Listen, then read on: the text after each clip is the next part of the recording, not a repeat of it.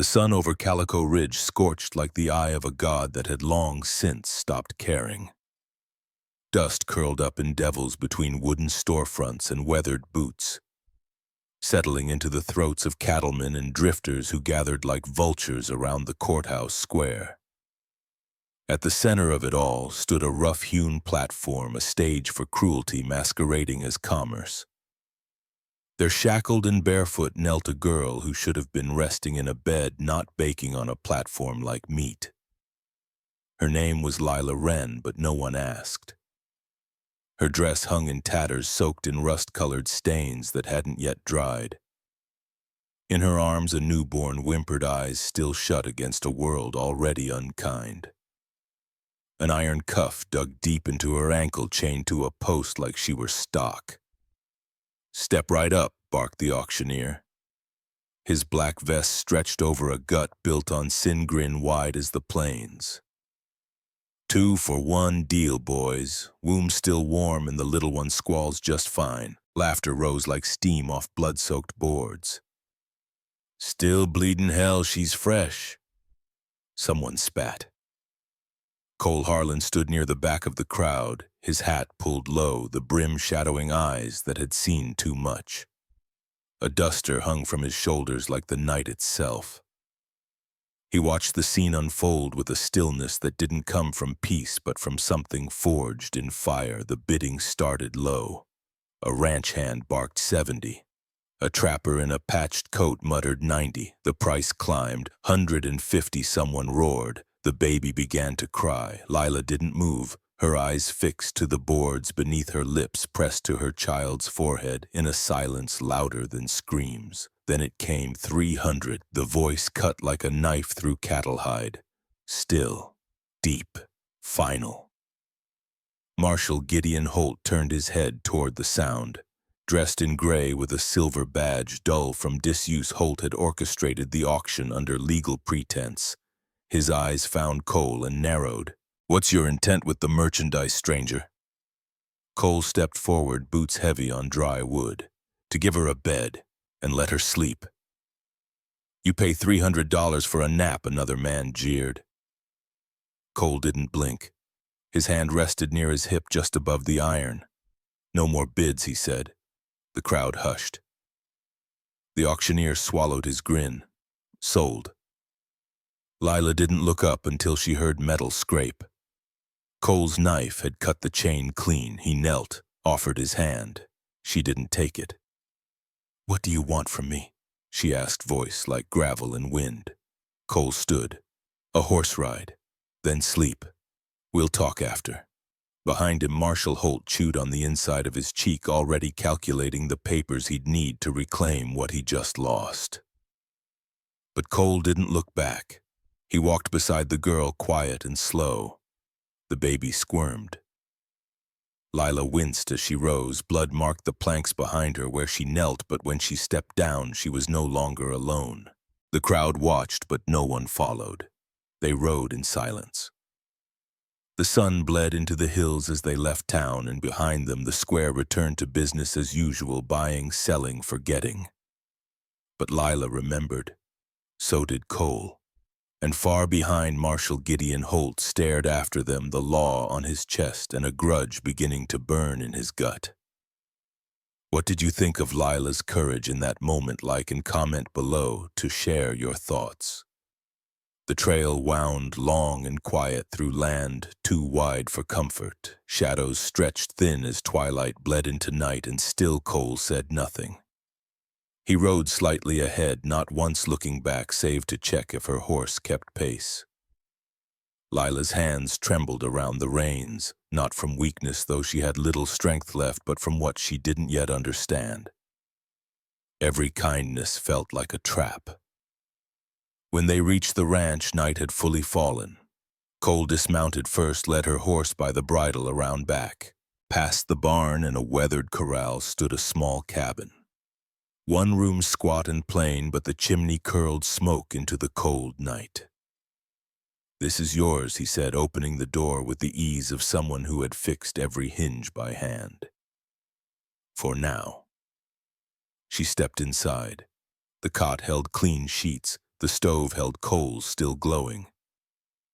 On the table sat a jar of mashed apples and a bottle of milk. Lila stared at the cradle tucked in the corner like a question. Cole didn't explain. "You need sleep," he said simply. "So does the boy." She didn't ask how he knew the baby was a boy. She didn't ask anything. When he turned to leave, she said without looking, "If you try to touch me while I sleep, I'll slit your throat." He paused in the doorway. "That's fair," then closed the door behind him. She waited in the silence for the sound of the lock. It didn't come. The fire popped. The baby whimpered. Lila laid him in the cradle with shaking hands, then pulled the knife she had hidden in the folds of her skirt and slid it under her pillow. Sleep came slow, full of fits. She dreamt of hay and blood, of boots and hands and laughter that cut deeper than bone. She woke more than once, eyes darting toward the door, knife in hand, but the door never opened. By morning, a handkerchief rested on the cradle edge, white linen embroidered with bluebirds at the corners. Lila stared at it like it might burn. She touched it with 2 fingers, then pulled her hand back. When Cole returned, he brought fresh milk and a bundle of baby clothes, worn but clean. She eyed him as he set the bundle down. "My mother made that," he said, gesturing toward the cloth. "Used to belong to my sister. She didn't live long." Lila's mouth was dry. "Why give it to me? Because your child deserves more than chains and dirt floors." He turned to leave again. "What do you want?" she asked. He paused. "No one ever asked you how you wanted to live," he said. She blinked. The baby stirred. "I don't know how," she whispered. "Then start with sleep," he said. This time, when he closed the door, she watched him go. And though her hand still rested on the knife, her breath did not shake so much. The days passed like dust on a fence rail, slow, quiet, and settled where no one looked. Lila kept to the cabin. She fetched water when needed, washed cloths by the fence line, and rocked her child as the wind crooned through the eaves. Cole never entered unless invited, and he never was. Each morning, a basket of bread and milk waited by her door, sometimes with a blanket, other times a book with petals pressed between pages. He'd leave before she woke, his boot prints the only sign he'd been there. Lila began to hum again, soft, broken melodies that only the baby heard. She did not sing words. Words were still too sharp. The townsfolk called her the girl from the block, chattel, slaver's thread. They avoided her at the trading post. Children stared at the ring scar on her ankle. But Cole didn't. When she passed him near the stable, he'd tip his hat and say, "Morning, Miss Lila," as though the name had always belonged to her and nowhere else. One morning, as she knelt to draw water, she froze. "What did you call me?" she asked. Cole, leaning on the fence rail, shrugged like it wasn't nothing.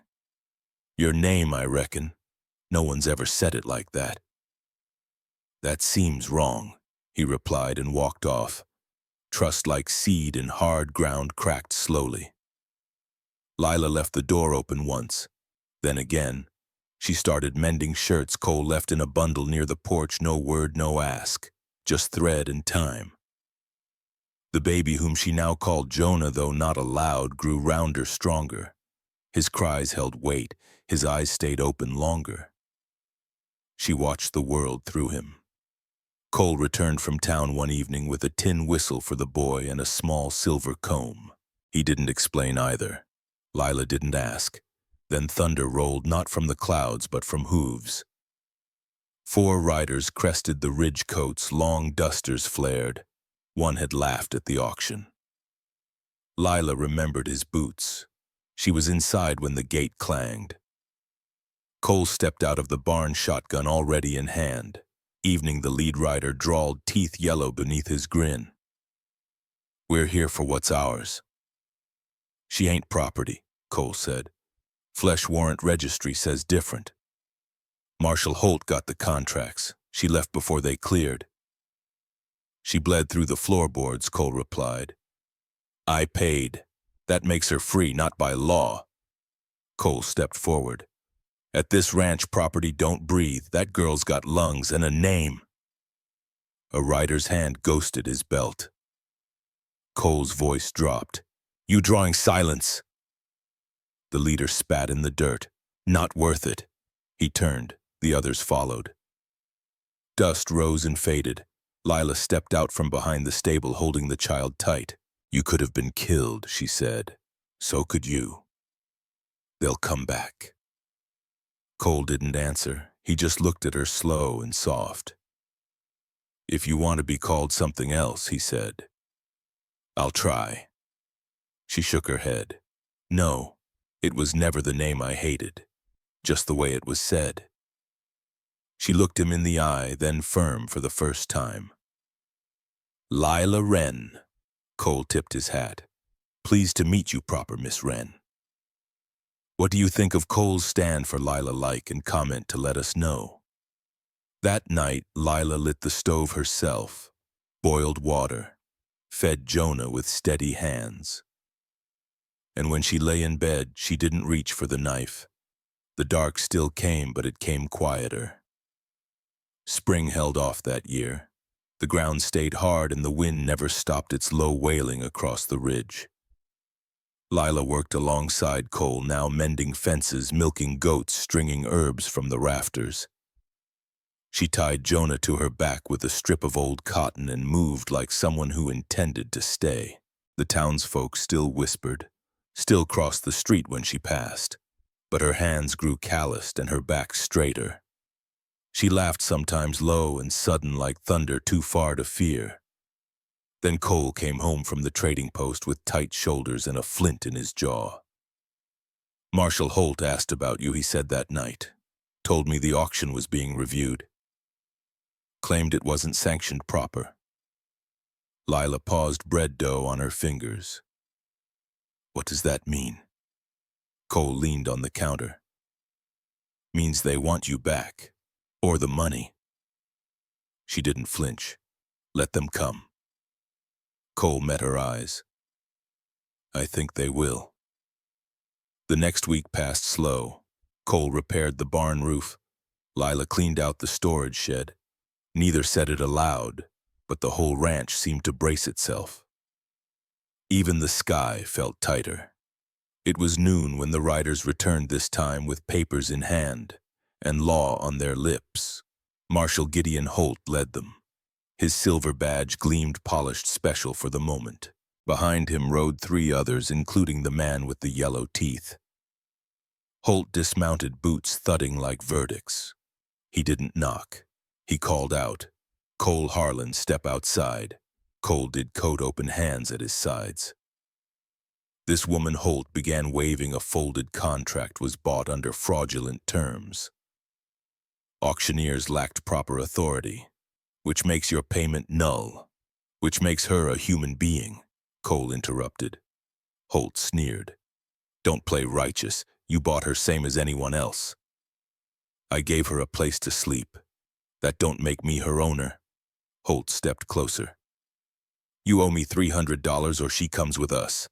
End of talk. Inside the cabin, Lila stood with Jonah tight to her chest. She didn't cry. She didn't breathe. Cole glanced toward the door. No, he said. Holt smiled like a snake. Then you settle it like they used to. The challenge hung thick. Cole didn't speak. He didn't have to. High noon, Holt said. Tomorrow, in the square. He mounted. Hope your aim's still sharp, rancher. They rode off, dust rising like ghosts. That night, Lila boiled water for tea but never poured it. Her hands trembled too much. Why are you doing this? She asked Cole. He looked at her from across the kitchen. Because some things need to be stood against. You don't have to die for me. I'm not dying, he said. I'm protecting what's mine. Not as property, his voice gentled, but as choice. Lila said nothing, but before she went to bed, she placed his coat near the fire, folded. The town had not seen a duel in years, but words spread like fire in dry grass. By the time the sun reached its peak, the square held a hush. Cole stood alone in the dust, shirt sleeves rolled, eyes steady. Holt faced him, coat-flared, pearl-handled revolver flashing in the sun.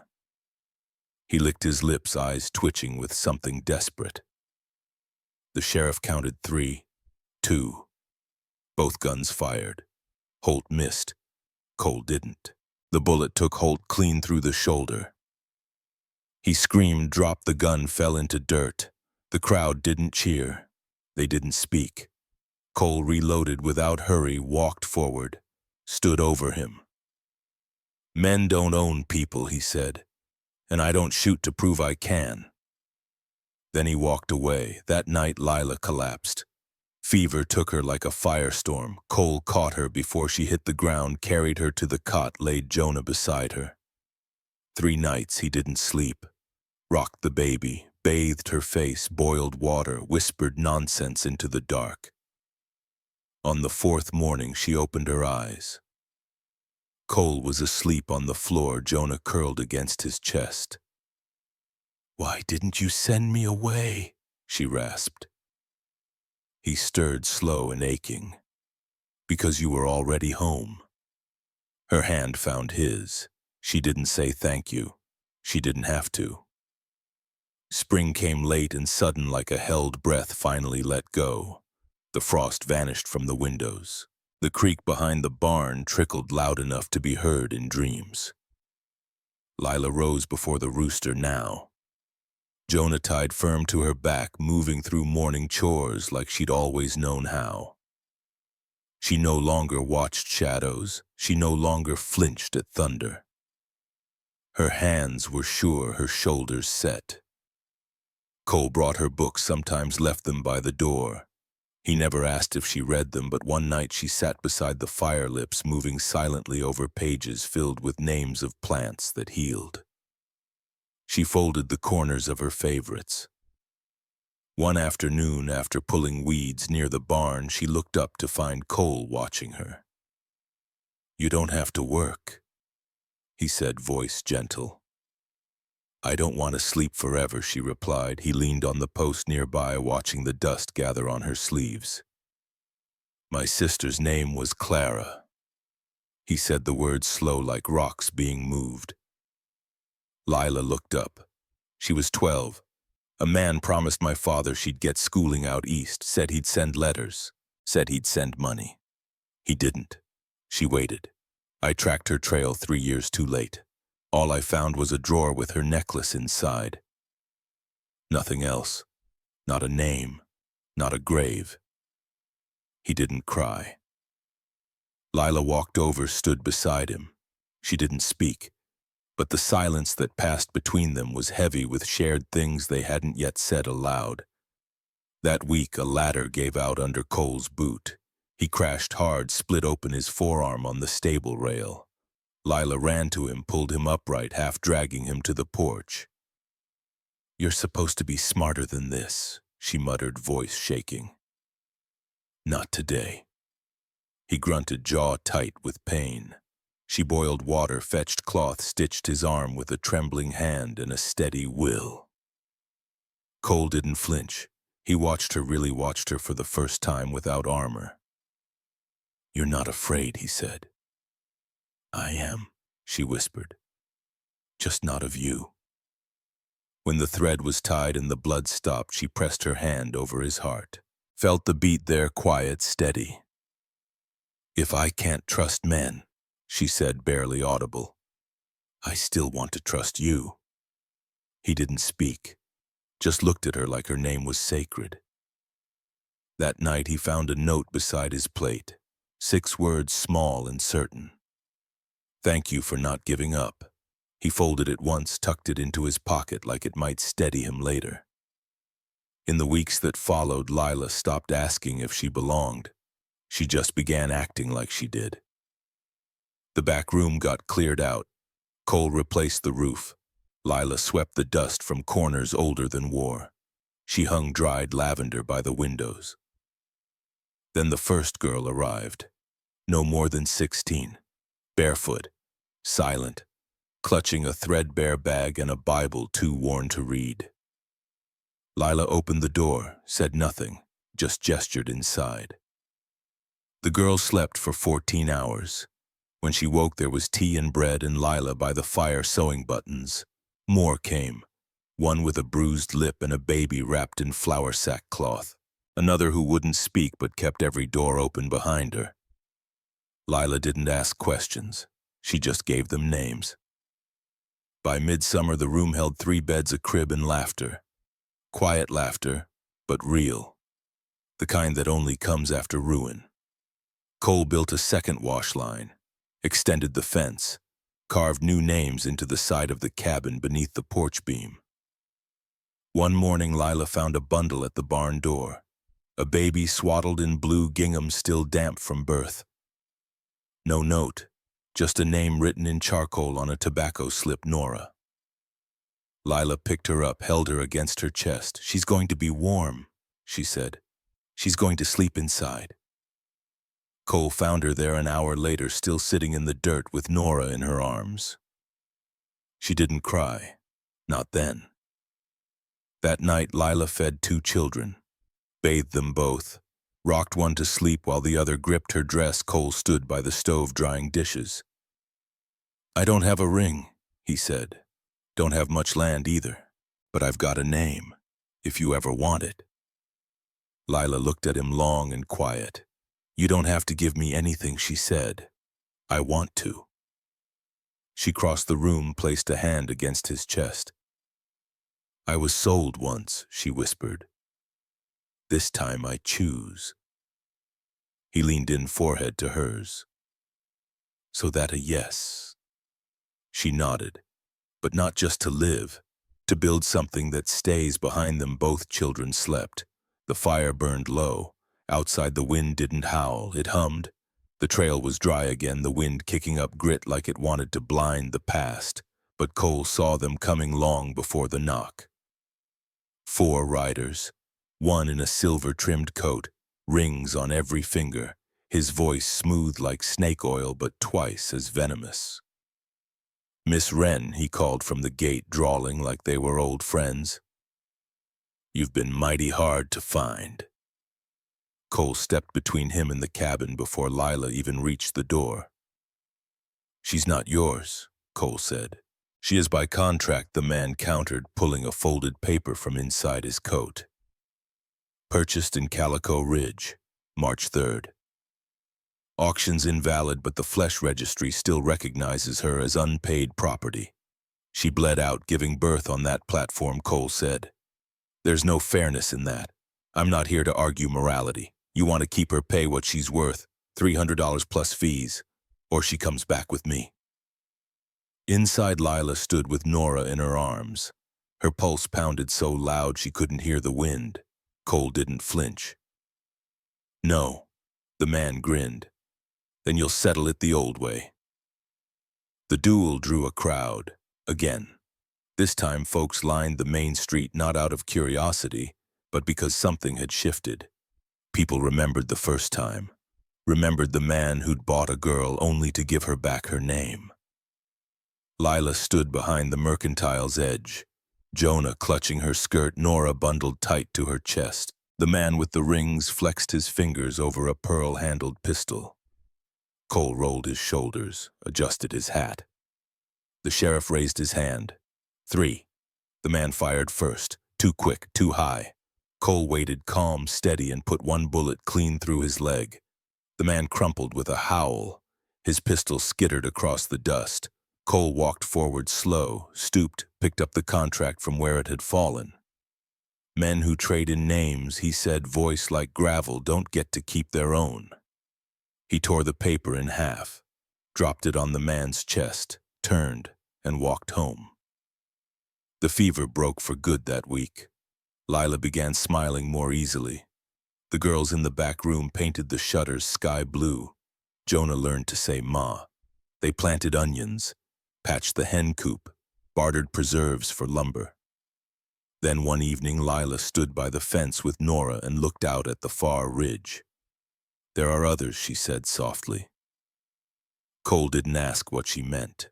He just looked at her and said, "What do you want to do? I want to open the storage barn, fix the stove, add another bed for them, for us." By summer, the room held more than beds. It held safety. Girls came. One with a child, another with nothing but a name.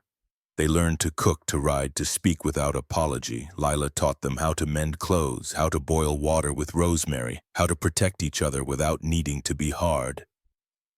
One morning, she found a girl with soot under her nails and a scar over her eye sitting on the porch.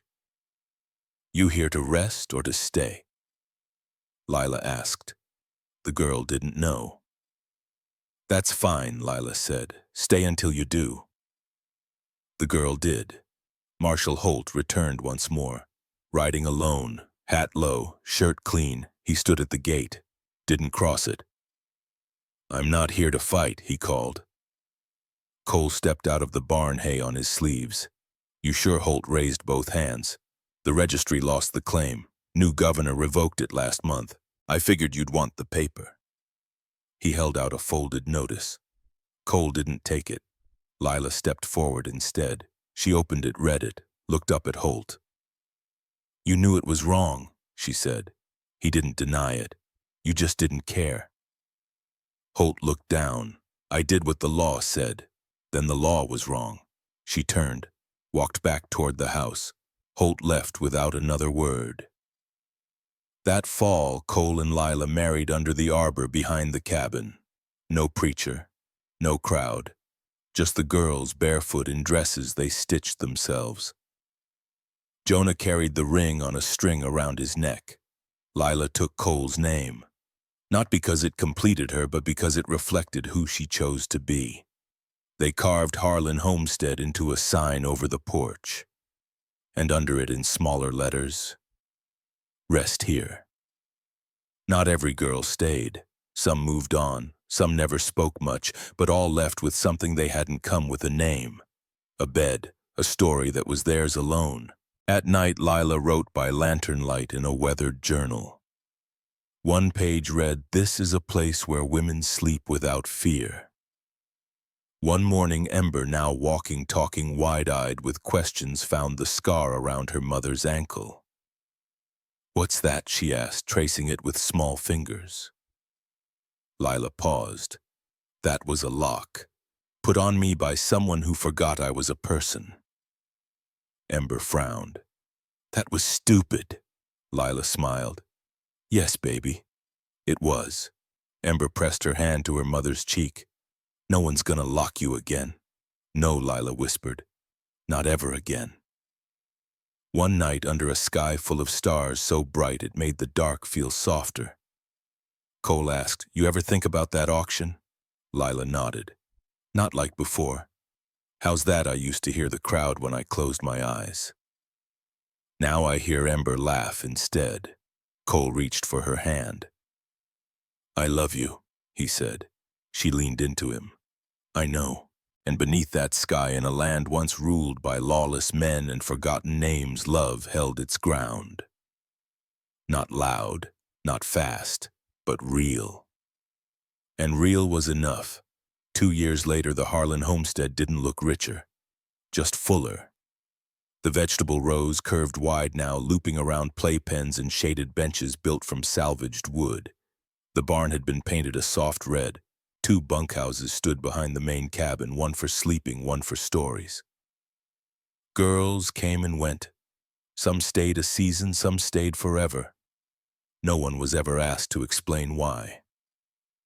The sign above the porch remained the same, "Rest here." Inside the main house, Lila wrote, at night, after the children were down and the fire settled low, she wrote with a steady hand. Now the kind earned through years of shaking. One entry read, "We do not save them. We let them remember who they are." She paused sometimes, not for words, but to listen. Not for danger, but for joy. Laughter came easy in the house now. Shouts, stomping boots, girls singing while sweeping, someone always burning bread. Cole had added a swing beneath the cottonwood tree. Ember's boots kicked sky most afternoons, her laugh louder than wind. It was Ember who found the scar one autumn night sitting on Lila's lap, tracing her mother's ankle like a map. "What's that?" Lila looked down. The scar was pale now, barely raised, but there. That was from a lock. Long time ago, someone forgot I was a person. Ember frowned. "They dumb," Lila chuckled. "Maybe, or maybe no one ever told them better." Ember leaned into her chest. "No one locks you now." "No, baby," Lila whispered. "Not ever again." Later that night, Ember slept curled between Lila and Cole, one hand tucked in her father's shirt. Cole whispered, "You ever think we'd get here?" Lila didn't answer right away, just stared at the ceiling, at the lantern light dancing across beams. Cole once hung crooked. "No," she said softly, "but I never stopped walking." Outside, a soft rain began to fall, not hard enough to flood, just enough to remind the ground it was loved. One final girl came in spring, no more than 15, with her a scrap of cloth wrapped around a bundle so small it looked forgotten. The child inside wailed once, then went quiet. Lila opened the door without question. The girl didn't speak, didn't stay either, but the baby stayed. Lila named her Esther, not from the Bible, but from a woman she once knew, tough, quiet, kind in a way that didn't ask for thanks. Cole built another crib. Nora took to sleeping beside it. Ember insisted on reading Esther stories from memory, and Lila held her like she'd always belonged there. The journal grew fat with entries. She never planned to publish it, but she imagined one day when her hands could no longer hold a pen, someone else might. And they'd read about a girl once sold for less than a horse, who built a place from scraps and kindness, who raised children that didn't flinch at thunder, who turned her name into shelter. She wrote on the final page, "I was once bought, but I was loved like a human. And that is the only price that ever mattered." She closed the book, set it on the shelf beside the worn tin cup Cole once offered her when her throat burned with fear. Outside, the lantern swayed in the wind, not from warning, from welcome.